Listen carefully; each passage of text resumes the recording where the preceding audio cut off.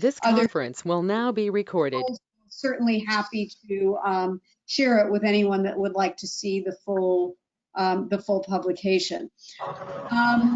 As far as survey respondents, and I'm going to stick mostly just to the male respondents at this point. For the men, age at diagnosis ranged anywhere from 24 to 73. I'm sorry, this should say a mean of was in the mid-50s. About 83% of respondents were from the US, over 50% had a college degree, and 17% had a graduate degree, so a well-educated group.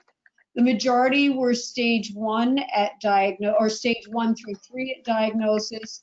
2 respondents were metastatic at the time of diagnosis.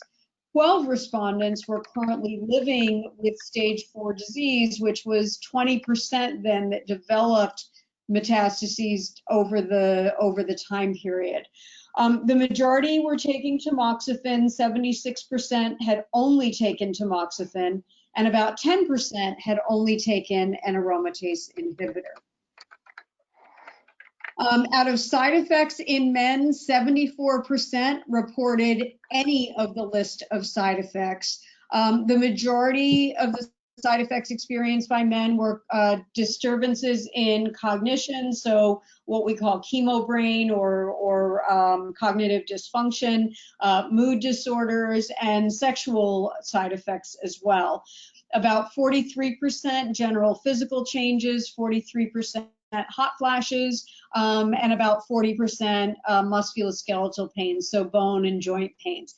In women, it was most commonly hot flashes, musculoskeletal symptoms, and general physical changes. So a little bit of a difference in the pattern of side effects in men versus women. When we looked at medical team communication, the majority of respondents, both men and women, understood the goals of therapy concordant with their stage of disease. So what that means is that those who were diagnosed with early stage breast cancer understood that the goals of therapy were to reduce the risk of the same cancer coming back in the breast or to reduce the risk of another breast cancer developing. Whereas those diagnosed with metastatic disease understood that the goals were to slow the spread of the metastatic lesions. But again, interestingly, and this is contrary to some other studies that have been published, is that understanding the goals of therapy was not associated with completing the full course of therapy. The majority of those who experienced side effects discussed them or attempted to discuss them with their oncology physicians, and most felt supported by their medical team. But again, this was not associated with completing the full course of treatment. And I think an important finding is about 30% of those who responded, both men and women, felt dismissed by their medical team or felt that they were made to feel that they should be better able to handle the side effects from treatment.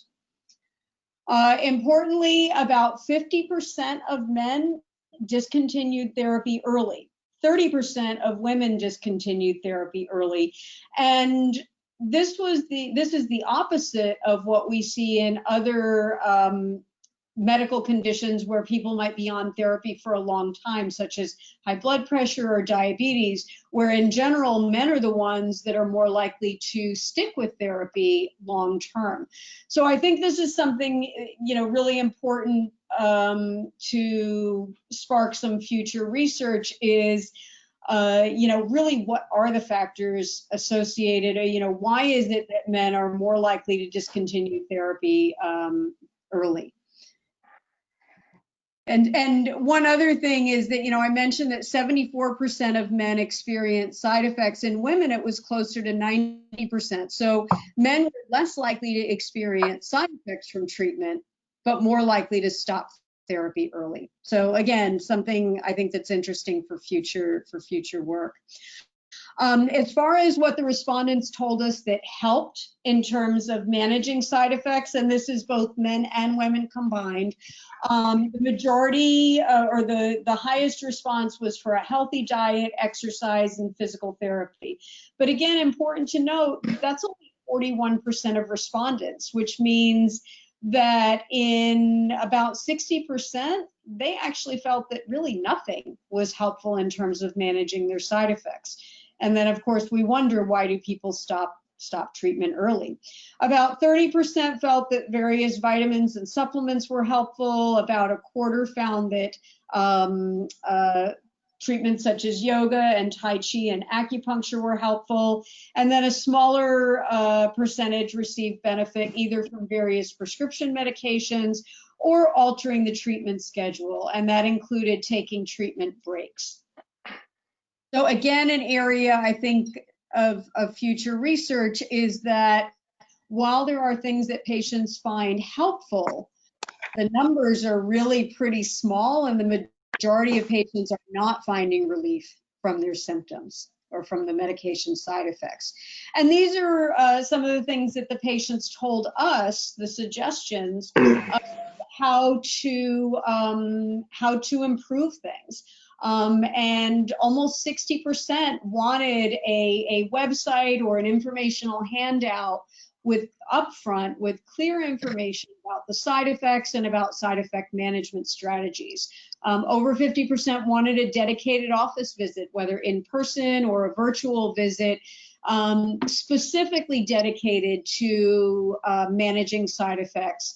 Oncology social worker was up there on the list. About 40% were requesting that the physicians provided them with information about either in-person or virtual support groups. And I think, you know, some of these are things where these are kind of lessons for the docs, is that we don't typically think of referring our patients to support groups. We may recommend a website, but I actually haven't seen any really great websites that really detail all of the side effects from endocrine therapy and strategies to help mitigate those side effects. So this hopefully is some lessons for the physicians, that, you know, being more proactive and more proactive at the beginning and providing these resources to patients might be of help. And here is the link to the article. I've also included the link. ASCO, the American Society of Clinical Oncology, recently updated their male breast cancer management guidelines. So that information is here. And you all are probably aware that there is a large international male breast cancer study ongoing that's not only looking at the biological differences and the specific biological issues related to male breast cancer, but also looking at quality of life and other outcome measures. So hopefully that will attract and accrue a large enough number of patients so that we don't have to keep saying, well, interesting findings, but the numbers are small. And then moving on from endocrine therapy, this next MySurge study for men, this is ongoing, and I just wanted to give you a little bit of an update. So the literature does support sentinel node biopsy, so not necessarily removing a large number of underarm lymph nodes, and breast conservation in selected patients with male breast cancer. And what we really wanted to know is breast conservation and sentinel node biopsy being offered to patients? Is post-lumpectomy or post-mastectomy chest wall reconstruction being offered? And really, what are patient preferences and what are their experiences with the decision-making process? So that's the survey that we're distributing to the men, but we are also in the process of developing a survey that we hope to distribute to the members of the American Society of Breast Surgeons, so that we not only have the male patient experience, but as kind of a companion study, we have what is current surgeon practice at this point and what is current surgeon perspective. So the survey for men, it's anonymous, it's online. If you're outside the US, unfortunately, we can't have you complete the online survey. It's just the way it was configured through the host organization. But we have a fillable PDF that we can email out. And it asks questions on your stage of cancer, whether or not you had genetic testing, what your surgical experience was, and whether you underwent chemotherapy or radiation therapy. And again, this is the link here. If you have problems accessing it, let me know, let Peggy or Sherry know. And for those outside the country, we can send you the PDF. I am very happy to report that right now we have 62 complete surveys. So you guys blew past what we got from the endocrine therapy survey. And the plan is to keep it open for about another week. So hopefully this will be a little push and a nudge for those who have not participated to participate. And again, I would encourage you to answer every question as best you can, because we do have to throw out surveys that don't have complete responses. And then finally, I'll just end on a project that is under development. So the Dr. Susan Love Research Army, or formerly the Army of Women, has looked at the issue of collateral damage from cancer. And this is something that Susan Love really became interested in researching after she underwent her cancer treatment and had a bone marrow transplant. And really, I think that hit home for her that, there's a whole host of problems related to treatment. The oncologists and her doctors weren't necessarily well versed at managing, or they just didn't have either the tools to help her, or there just weren't solutions. So she's coined this term collateral damage, and it's the fallout from cancer therapy and the side effects that sometimes that patients live with for the rest of their lives. So in partnership with her team, what we are going to do is two parts. One is a survey, and it will be very brief. It will be 5 questions, all open-ended, free text. So you can just type away to your heart's content. And that will be asking, really, what do you want us to study? What are the issues that are most important to you? And once we gather that information, the second phase of the study will really be a very detailed and lengthy survey, digging deep into these issues so we can understand them better. But the first phase, we're still probably about 2 months or so away. Realistically, we're probably looking at the beginning of 2021 to have be approved and distributed, but look for this. Please participate. Again, the only way that we can move beyond, we just don't have enough information in men, is to research these issues, but we can't get answers unless you all participate in these studies, because unless you tell us, we don't know what you want, we don't know what you prefer, and we don't know what's important to you. So I thank you for your attention. If we have time, I'm happy to answer any questions, but I am readily available on Twitter or by email if there's any questions that pop up afterwards. And Peggy and Sherry, I have one little tweak to make to the slides, but then I'll email them to you. And so then if you want to distribute them to the group so that they have the links, or if anybody who wasn't on the call can access them. So I'll get that to you tonight. Thank you. Thank you. And it looks like that was excellent. That was excellent, Diana. And I would say to thank you very much for all your ongoing interest in the guys. It's very rewarding and very uplifting. Well, I thought it was important to at least share the information back, because I think too many times people participate in research and then they never hear what came of it. So I think sometimes when you when you then see that, yes, my efforts paid off, I was one of those 54, my voice was heard, hopefully that serves as a little positive reinforcement. And for those that didn't participate, maybe that's a little bit of the nudge that they need to participate in some studies in the future. I have a question. Mhm. You said 50% of the men stopped the therapy early. Are you aware of any studies of the men that stopped the tamoxifen or AI therapy? How many of them go on to develop cancer? Yeah, we don't have that information, and we really don't even have that information in women as well. And I will say our study was a little bit muddled because we did include people with early stage and metastatic disease. So it is possible that some people, at least with metastatic disease, stopped early because maybe their metastatic tumor was no longer hormone sensitive. But most of the men in the study were early stage, or stage 1, 2, and 3, and we had actually a couple DCIS patients. Part of the challenge also is that when patients develop metastatic disease, just the way the data is captured, they're not captured in the national databases as stage 4.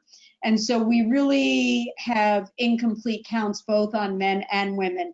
We do know in general that lack of a complete course of therapy is associated with poorer outcomes, but there are also several factors associated with that. So I can't give you specific numbers on out of how many stopped early, then how many went on to develop metastatic disease. Okay, thank you. Excellent. And Rick, can you all hear me? Yeah. Yeah. Okay, we're back. Rick wants to say something. Dr. Attai, it must be now 12 years ago, I campaigned vigorously at UCSF for better support when they placed men on hormone therapy for prostate cancer. Mm-hmm. And we had a lot of success. I mean, we got the department to write a very good pamphlet, which has probably been distributed to thousands of people. It's actually being revised as we speak. I think this is the second revision. Andrea Hartstark led a campaign to create a hormone therapy clinic, Wow. which was eventually established. Dr. Hartstark is now at Kaiser. I'd be happy to talk to you about ways that that you can support or provide support to men who are being placed on longer-term hormone therapy, because I think it's really necessary. And I feel like the doctors overlook it. As I speak from the perspective of prostate cancer, but it seems like the men I speak to who are on hormone therapy treatment for breast cancer have similar experience. Right. It's a challenge because obviously there are a lot more men with prostate cancer than with breast cancer. But again, this is the same thing we run into with every single study or issue related to male breast cancer. Well, we just don't have enough information. But in terms of how to manage side effects and how to handle the medications, we actually do have a lot of experience. It just requires thinking outside your specialty a little bit and looking to the prostate cancer experience. So yeah, my email address is here if you've got some suggestions. I mean, I think it's certainly reasonable to maybe take what's already been done in the prostate cancer space and just tweak it a little bit so so it's available for men with breast cancer. That's a great idea. All right. Dr. So Attai, I just had one comment. Thank you. Great presentation. The information where you broke everything down, I'm actually involved with an ongoing palliative care group. And what we're trying to do is we're trying to bring palliative care to people with the understanding that it is not end of life care. Right. We're going to take the palliative care name off it altogether and have another name on it, which we're in the process of trying to figure out what works best. and bringing this information to them as the voice for men, I think is going to be helpful. So thanks for doing all that. You know, palliative care really is just symptom management, and unfortunately, over the years, it's been equated with end of life and hospice, because unfortunately, we haven't thought about using palliative care in early stage. But that's really, there's no reason it shouldn't be, because especially patients that are on these therapies for 5 to 10 years, they're really dealing with some significant issues for a long period of time. And I mean, what this survey told us is that our patients need help, that, you know, there are certain things that can help manage the side effects, but I mean, at best, 41%. So we need to do much better for our patients. Yeah, this is actually going to be palliative care at time of diagnosis. That's what we're pushing for. So. Yeah. We thank you very much, Dr. Dia. You're welcome. Let me give access back to Peggy, right? Yeah. Okay. Got And that. I'm going to stay on for a couple minutes to hear Dr. About the Metastatic Breast Cancer Project. Yes, Dr. Nick Waggle, are you there? I don't know if we lost him. There he is. All right, he has to unmute. There we go. Hey, hi everyone. Excellent. So let me see if I can share my screen. Is that okay? Yes. I have to probably give you access. Hold on. I'm going to make you presenter and you accept it. You see it now? I do. Okay. Open system preferences. Oh, I had to do the same thing. Just go to your security and it'll ask you to allow it. Got it. It took me 3 or 4 times. You'll probably get it on the first try. Well, only because you told me how to do it. It should pop it right up for you. Helps to be second. All right. And then did you have to restart? Yeah, just click restart and it should just, it should do it on its own.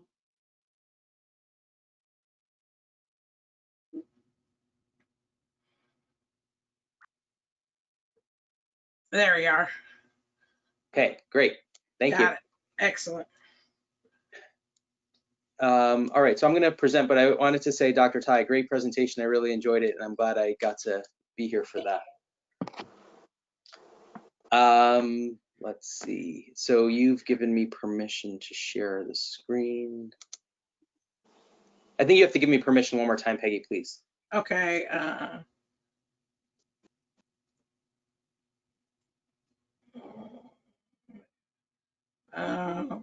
It shows presenter. Rick, tell me on which one are we doing? Which I've done.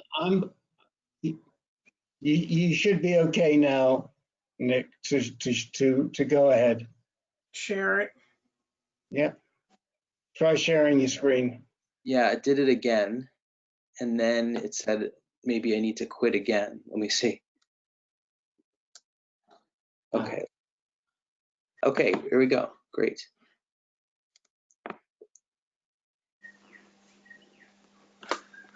There you go. There we go. We got it. So do you see my full screen here? Yes. Excellent.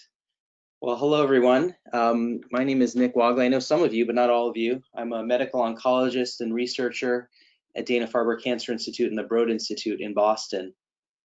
And thanks for inviting me. Thanks for having me. I know we had some false starts where we had to reschedule one from over the summer, so I'm glad to be here. And I just wanted to spend a few minutes updating everyone on the Metastatic Breast Cancer Project and introducing those of you who don't know about it to the project. And please feel free to stop me with any questions along the way. So the question that really launched all of this was the idea that we can learn a lot about cancer in general and metastatic breast cancer specifically, because that's my area of focus, if we could study tumor samples from patients, and even more than just studying tumor samples from patients, if we could link that information to clinical data, like what drugs everyone got and what drugs worked or didn't work, or side effects, the kinds of things that Dr. Tai was just talking about, or other patient experiences, we could learn a lot more. And we know from cancer research over the last several decades that major discoveries and major new treatments come out of that type of research, where we can look at tissue as well as clinical information. But the problem is that those kinds of discoveries aren't happening fast enough, largely because we just don't have access to enough data like this. And so the question we started asking ourselves about 6, 7 years ago was, what if we could generate a large public clinical database of clinical, genomic, molecular, and patient-reported data that would help accelerate discoveries that drive novel treatment strategies, new clinical trials, and new standards of care for patients with cancer. And some key words there are large and public, right? So we're not trying to make a database that is to benefit, our own ability to write papers, but really try and get as many people as possible to share their data, make it publicly available to the entire research community, and empower everyone who's doing this type of research to do it faster. So as we started looking into this as a potential project, a question that came up often is, well, isn't this happening already? And the answer was 7 years ago, and still is today, no. The vast majority of cancer patients get their care not at the big academic cancer center, comprehensive cancer centers who may do this type of research, but instead get their care at either smaller cancer centers or community clinics or other hospitals, where they focus on clinical care, on taking care of the patient, but not necessarily on research, and almost in most cases not on research that studies tumor samples and creates genomic or molecular data. So when you think about the need for a big database like this, most patient samples aren't part of that. They aren't part of the big databases. They haven't been readily available for study, for the simple reason that the vast majority of cancer patients in the United States have never been asked if they would like their samples and their information and their experiences shared with researchers. So we thought that over the last several years, that technology, social media, cultural changes, empowered patients, advocacy groups, organized advocacy groups like yours, provided a new opportunity to engage cancer patients and directly partner with them in this type of research. And so in 2014, we started talking to a number of patients with metastatic breast cancer and a number of advocates, including this group, around what a project like this could look like, and what it would be, and what it would be called, and what the website would look like, and how would we really partner with patients truly in order to try and accelerate this type of work. And based on those conversations and those discussions, a project was born, and it was called the Metastatic Breast Cancer Project. And the website was built at mbcproject.org, and this is what the page looks like. This is, with some tweaks, this is what the project has been like since the very launch in October of 2015. And you can see here, it says, help transform our understanding of metastatic breast cancer. If you have metastatic breast cancer, join a nationwide movement of patients, doctors, and scientists by sharing your tumor samples, your medical information, and your voice. Together, we can speed the development of future therapies. And if you click down, it says that your tumor and your medical record could unlock discoveries, and it asks patients to become part of the research movement and have a direct impact on the future, and walk people through how they can participate. And for those patients who are interested, they click that little button at the top that says count me in, and that brings up a box that asks for your name, your email address. You check a box that says I have metastatic breast cancer and I would be interested in participating further. I imagine that some of you may have participated in this already or be part of it already. for those of you that haven't. The website is mbcproject.org. And so we put it out in the world in 2015, and over the last 5 years, over 5,500 women and men with metastatic breast cancer from all 50 states and Canada have joined the project. This is the largest study of this type in metastatic breast cancer, where we are collecting both clinical information, survey information, and tissue samples for study. And you'll note that I say 5,500 women and men. This has been open to both women and men since the very beginning. We've been partnered with the MBCC as an advocacy partner since the very beginning.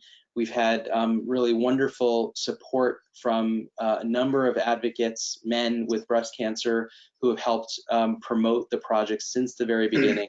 And so this has been an opportunity for us to partner with both women and men with metastatic breast cancer. And I'm very grateful for all of your support and advice over the years. And this is the list of the advocacy partners.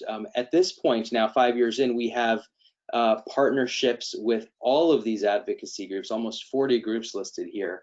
And you can see these ones at the top.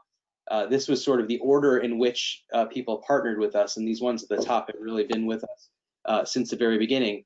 But it's really important for me to say that this whole project was co-designed with patients and patient advocates and advocacy groups, and dozens, now at this point way more than dozens, of patients and patient advocates have been involved from the very beginning in conceiving, designing, implementing, testing, and refining the project. Now, because I'm talking to you all, I have to highlight one thing that I regret, and it's that we don't know when someone signs up whether they are a man with breast cancer, because that question was not part of our original intake survey. And there's a lot of background for why that is, but it was something that we didn't do right at the beginning. And so we have 5,500 patients who have signed up. And at this point, I can't tell you the breakdown of men versus women. We expect that the rate is actually greater than 1%, which is, the rate that occurs in the population because of the work of the advocates in your group. And so I anticipate that several hundred of the participants in this project, many of whom we know and are men, but we don't have a hard number, and I'll explain towards the end how we're addressing that. So who can join? So any adult patient who has been diagnosed with metastatic breast cancer can join the project by visiting mbcproject.org. What do? Patients report patient-reported data via surveys. We ask everyone to send in a saliva sample with a kit that we send in the mail. We then ask for permission for us to obtain and analyze medical records, which we obtain, and opt in to provide a blood sample or a portion of their archived tumor tissue, which again we obtain. And then we bring all the samples to our lab. We perform sequencing studies on the tumor. We read and abstract the medical records. We collect the survey data. We link it all together. And then we share all of this data publicly across multiple platforms regularly. So multiple times a year, we just take all the data we have and we put it out in the world for any researcher to be able to use. What can we learn from this data? There are a number of questions. The genomic landscape, evolution, and heterogeneity of metastatic breast cancer. We think about specific patient cohorts, for example, men with breast cancer, or people who are behaving, who get a certain treatment, clinical behavior and biomarkers of response and resistance. So who responds to some drugs, who becomes resistant to some drugs, and why. Rare subsets or outliers, people who have extraordinary responses to certain disease. We try to find novel targets for new therapies. We try to look at the epidemiology and risk factors associated with breast cancer. And we look for real world patterns, because most clinical trials tell us what's happening at the big academic centers, but they don't tell us what's happening in the real world. And so trying to understand How are people being treated? What's the effect? And so here are some examples in orange of the current studies that are going on. I'll highlight the second to last bullet, which says rare subsets, including men with metastatic breast cancer, patients with lobular breast cancer, metaplastic breast cancer, and other rare types. In terms of data sharing, all the genomic, clinical, and patient-reported data are shared widely. The data is deposited multiple times per year. If you want to explore what data is out there, this is the link.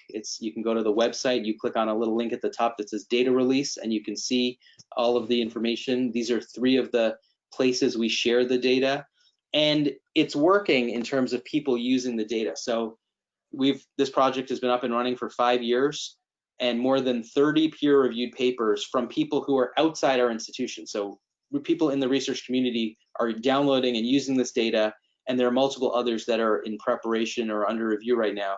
And this has been particularly important in 2020, when a lot of labs shut down because of the COVID-19 pandemic. And so during the pandemic, we've seen a significant increase in data inquiries and downloads of our data, primarily, presumably, because people can't generate their own data, and so now they're relying on this, what we've presented as a public good for people to use. If you click on the data release page, you can look at the patient data browser. This is the information that patients provide on their own. So, what subtype of breast cancer they have, whether it's ER positive or HER2 positive or triple negative or inflammatory, their age at primary diagnosis, years between primary diagnosis and metastatic diagnosis, sites of metastatic breast cancer, etc. And you can go and you can click and filter through these. It pulls up. If you click, it pulls open the link. Sorry about that. So why is this different? So it's patient-centered. It includes patients treated not just in big academic giant medical centers, but everywhere. It enables more diversity in research. It gives us the potential to enroll very large numbers of patients, and that allows the study of questions that require large numbers of patients, but also the study of rare subgroups, people who have either been left out of research or there hasn't been enough of them at any one center or in any one study to actually make to be able to power a study. It's a convergence of clinical, genomic, patient-reported data that's all linked, and to be able to be linked to other data sets, and that's unusual. Usually a study is clinical data, or maybe it's genomic data, or maybe it's patient-reported data. It's usually not all.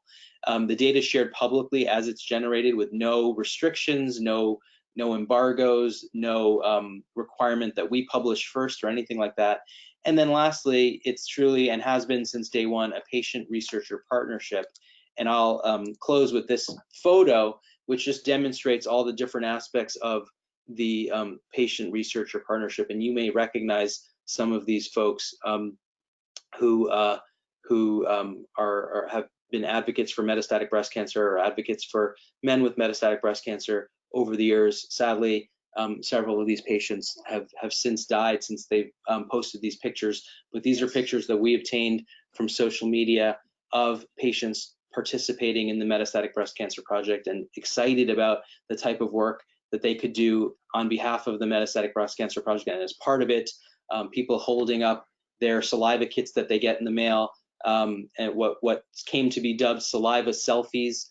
Not our term, but this is just something that happened organically.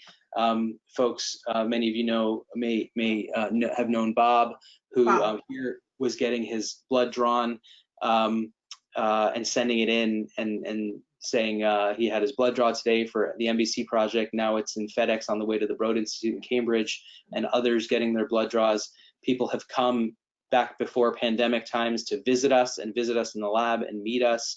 And sometimes people send little photos or stickers or notes along with their kits in there, which we put on our bench as a reminder of the partnerships that we have. And I'll just close with some of these quotes because I think they're emblematic of these relationships and these partnerships. One patient from Houston, Texas said, "I want to live and watch my children grow up, but if I can't, then I want to leave a legacy and a cure." Another person said, "As someone who does not live near a research center and therefore cannot easily participate in trials, I finally feel like I can contribute." The third said, amazing how happy that little box makes you feel. I felt like a 2-year-old. Let me help. I feel a sense of pride and belonging because of this. And finally, giving us hope for the future, and if not for some of us, for our families. So I'm going to stop there. I want to add that we are in the process of launching a dedicated survey to collect demographic information, and one of the questions will be about gender, and that will go out soon to all participants as well as all new participants. So I will be able to answer that question shortly about what, who in our project, which of our participants are men with breast cancer. We also learn that information once we get the medical records and once we do the sequencing. And so in the subset of patients in whom we have medical records or we've shared data, we do know that. And so I can say that of the several hundred tumor samples that we've shared publicly, one patient is a man. That follows roughly the 1% incidence rate. As we scale up to several thousand, we expect that number then to get higher. So I will stop there, and I'm happy to take any questions. Who has questions? Rick Does there? Yeah, Dr. W. I'm very familiar with the prostate cancer project, and Ellie is on our board, on our advisory board, I should say. And I'm aware that if you find a mutation that, or if there is a research breakthrough affecting a mutation that some of your participants have, that you will communicate that to the patient. At least that's how it's been explained for prostate cancer. I'm wondering what your experience has been in the breast cancer project, how often you've been able to get back to patients to help them with new discoveries. Yeah, that's a great question, and thanks for asking that. So, I direct all of the Count Me In projects. I direct Count Me In, the organization of which the metastatic breast cancer is our first project, but the metastatic prostate cancer project was our third project, and you're familiar with it. And Ellie Van Allen, who's the scientific champion and leader of that project, sounds like you know him well. To date, in all of our projects, including the metastatic breast cancer project, we have been unable to return individual results to patients because of two major things, two major regulations. One is the data has been generated in a research lab. We are not a clinical lab where we generate the sequencing data. And two, because of regulations around the return of results crossing state lines. And so those are two things, although we've been interested in figuring that out and solving it, we have not solved to date. And so when there is a discovery that might impact patients directly, the way we have communicated it is more generally. And so there's a clear example of that in our second project, which is on angiosarcoma, where we discovered that a subset of patients who have angiosarcoma had a particular set of mutations that actually said that they should get immune checkpoint inhibitors. And in our study, we knew that several people got immune checkpoint inhibitors and had these extraordinary responses where their tumors all but disappeared. They actually did disappear and they came off therapy. We could not tell those individual patients that they had this particular signature and they should get this drug. But what we did instead was we said to everyone in the project, this is what we found, this is what it means, go talk to your doctor and talk to them about this. And so that's how we've dealt with it to date. I will say that in the coming year, with some changing regulations and some changes on our part, we are going to start transitioning a lot of our sequencing to a clinical grade sequencing approach, and that's going to open the doors to hopefully at some point in the near future starting to return results directly. Thank you for explaining that. Excellent. Anyone else have any? Riley, you don't have any questions, but anyone else have any questions? We can't thank you enough, Dr. Wago, for presenting for us. And finally us getting in with you. So this is Thanks for wonderful. having me. I just encourage anyone, if you have questions, please reach out to our team or visit the website. We have a great team. They're always available if you have questions or ideas or feedback. But I'm, thrilled to have been working with all of you for the last 5 years and looking forward to continuing to work with you. Absolutely. And yes, your team is amazing. We love them all. This is excellent. All right. So our Judy Chandler with Inspire had to push off, but she's going to be in our October 22nd meeting. But our next guest would be Jeff Hurst from the Amazing Moves race. Hi, hopefully this will be a little bit more fun than the last couple of ones. Slightly different note. I'm Jeff Hurst. I am from Stamford, Connecticut.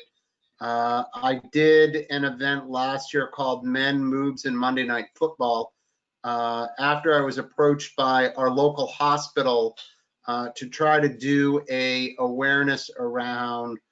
Well, they didn't actually start it. They want, because it's October and it's Breast Cancer Awareness Month, they wanted to attract more men to the cause. And then as I did some additional research, I wound up founding the Male Breast Cancer Coalition. And so we did our event last year and we raised over $6,000 in total, some of which came to the Male Breast Cancer Coalition. So then we were asked this year to do another event. We put our heads together because under the COVID circumstances, we obviously can't get together in a bar to watch a football game. So what we decided to do is essentially an amazing race style scavenger hunt. So the idea is that we're going to have 7 heats over the course of a day. It's $50 for each car to enter, and by car we presumably mean family members, but whomever wants to get in a car. And the idea is to build out the spirit of competitiveness amongst the participants. And then each one of them are given a clue that drives them to a different place, so that we have essentially 7 different routes, of which they'll need to do something like a beanbag toss or the cornhole toss. They need to make 5 ringers. Another one is they will go to a donut shop and buy a dozen donuts and bring it to the local police or fire station. One of which Sherry's agreed to man for us, which would be show men how to do a breast exam. So the goal is to both have fun as well as be educational around the male breast cancer cause, and have a little bit of fun and get out of the house and raise a little bit of money in the process. So I'm not sure, I didn't put together a PowerPoint presentation. We have a Facebook page. We are also getting donations. We have signed jerseys from Megan Rapinoe, baseballs from the Red Sox, a couple of other local things, and I'll be posting that soon on the Facebook page too. So it's just another way to get people locally to donate to the cause. So any questions or comments or feedback? We'll keep sharing out everything for you all too. So I appreciate that. Thank you. Get it out to the community. I've actually been able to get myself and our PR consultant, we're going to drive out both days because you're not that far from us. And I was able to get Zio and Michael Caruso from Bronxville. I think they did it last year with Michael Singh. So at least I should have a male survivor on hand. Good job, Sherry. Good job. Thank you. We appreciate it. So it'll get busy the last week, but we're starting to get the word out, and just keep pounding people and getting them to register. So we'll do it. Well, and that's what I say, just keep sending it to me, email, and we'll push it out. Perfect. Thank you. Well, we thank you all. This has been a great meeting. October 22nd, which will be Male Breast Cancer Awareness Week, will be our next meeting, and we'll have some more wonderful guests. So thank you all for all your time. Thank you for inviting me. Thanks. Bye-bye. Bye-bye.